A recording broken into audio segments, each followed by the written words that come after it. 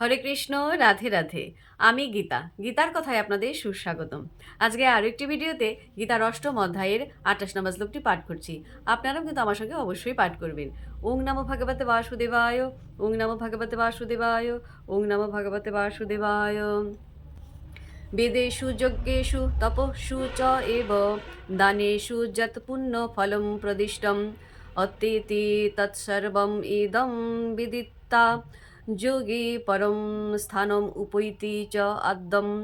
অনুবাদ: ভক্তিযোগ অবলম্বন করলে তুমি কোনো ফলেই বঞ্চিত হবে না।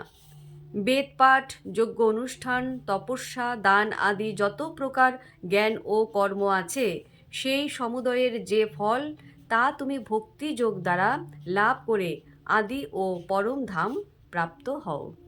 তো ভক্তগণ, এমনি করে প্রতিদিন একটি করে গীতা শ্লোক পাঠ করুন আর এই দুর্লভ মানব জনমকে ধন্য করুন। আর আমাকে কমেন্ট করেছেন মালতী নাগা, রাধে রাধে। আপনাকেও রাধে রাধে। হরি বল।